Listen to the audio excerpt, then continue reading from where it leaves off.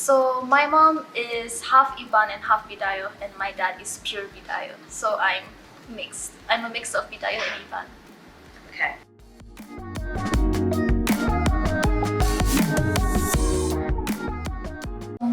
Okay, so I was born and raised in Bintu, Sarawak, and then when I was 12, I moved abroad, and I lived there until I graduated high school and I came back to Malaysia. So throughout the high school years, one of the years I came back to Malaysia for my summer vacation, and I came back and I was like, you know what? I think I can still remember how to speak Malay. So let me try speaking Malay. So I met up with my old friends, and then I was speaking Malay with them, and then they were making fun of my Malay. They said, "Oh, you sound too much like those people in the textbook. You don't really know how to speak Malay like Malaysians do." And then when I came back to Malaysia, I started going to Curtin, and then actually before that, I used to talk to my friends from elementary school, and then they all called me foreigner, because like I'm not in Malaysia anymore, so they call me foreigner, and then I started speaking because I'm more comfortable with speaking English than Malay. Even right now, I still struggle with speaking Malay. Then I came back, and then I met some friends who also used to live in the UAE. Then I talked to them like, "Hey guys, how are you? Like, I'm also from there, but I lived there for only 6 years." And then they're like, "Oh, so you're not one of us." By saying one of us, they meant that being born and raised in another country. But I only lived there for like 6 years. So I didn't really have a place where I felt like I could belong. And in the UAE, do you have any like experience of shock? Oh, culture shock, definitely. You know how in Malaysia when you go to like supermarkets, you can't open up chips or drinks before you pay, right? So when I first moved to there, I saw my dad who was just opening up chips, was drinking drinks, like we haven't even paid yet. I was like, why are you doing that? Isn't that illegal? And he was like, everyone's doing it. It's okay. As long as you pay for it. But over here, I think like people have trust issues. It's a bit socially unacceptable that.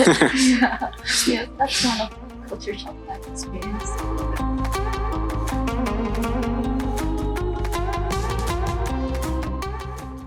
It's just that's individual. I Okay. think it also comes from like my cultural background because I'm mixed. So my dad's side of the family they're pure Bidayuh, but my mom is Bidayuh Iban mixed.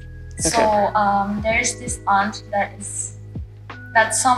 she is someone that it's hard for me to get along with because just because I'm part Iban. So some of my dad's side they don't really like my mom's side of the family. Okay.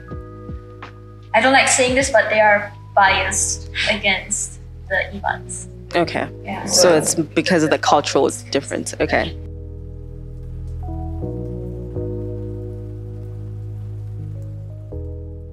Mimi, any memorable moment?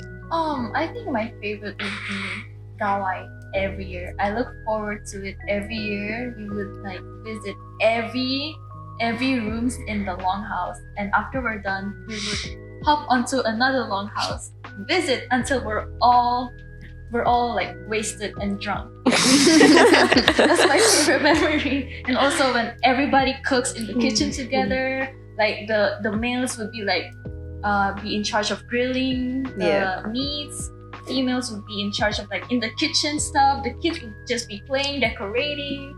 Then after that, everyone gets drunk. I like that. Can I join your family? Come next year. Just when you get drunk. Okay.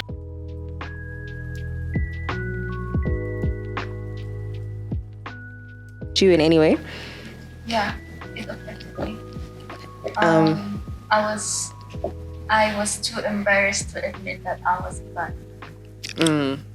Okay, so it kind of took your pride away from being okay. I've only started embracing my Iban side just a few years ago. Okay, and now that you have, do you still get treated differently?